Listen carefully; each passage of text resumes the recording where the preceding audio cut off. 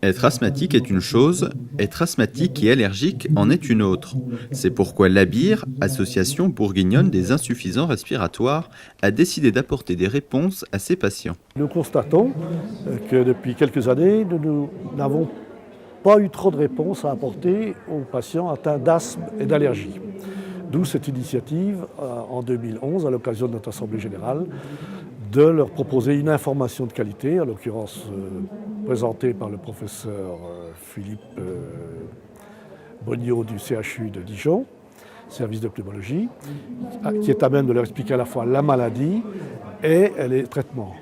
Et ceci également dans l'état d'esprit ou la démarche que nous avons maintenant pour toutes les activités que nous développons d'éducation thérapeutique des patients. Nous avons parlé de l'asthme, qui est une pathologie qui touche beaucoup de patients, puis ça touche 4 millions de patients en France.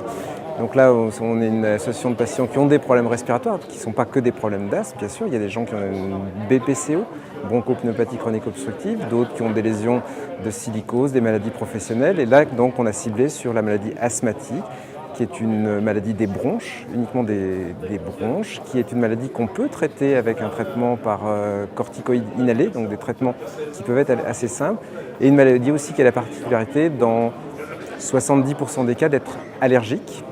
C'est-à-dire qu'on peut aussi, des fois, enlever ou diminuer, chercher à diminuer la cause de la maladie. On peut être allergique sans être insuffisant respiratoire, bien sûr.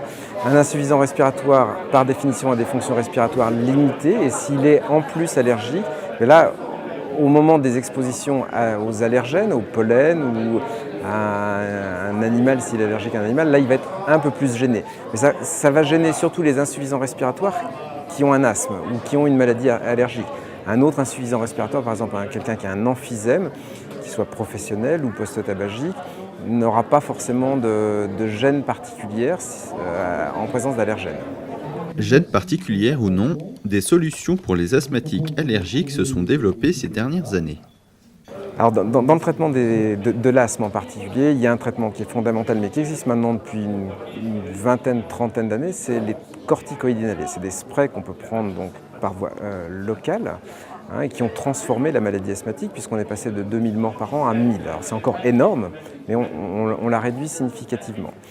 Il y a des traitements pour les allergies qui peuvent mettre en place chez les asthmatiques qui ont un asthme allergique, et uniquement chez eux. On arrive aussi à savoir quels sont les taux de pollen dans l'environnement puisqu'on le mesure chaque semaine. Sur le toit de la faculté de médecine à Dijon, on a un capteur qu'on va relever chaque semaine pour savoir quelles sont les expositions aux allergènes. Par exemple, en ce moment, c'est le bouleau, l'arbre, qui produit beaucoup de pollen. Une réaction ? Un témoignage ? Commentez ce reportage sur dijonsanté.fr.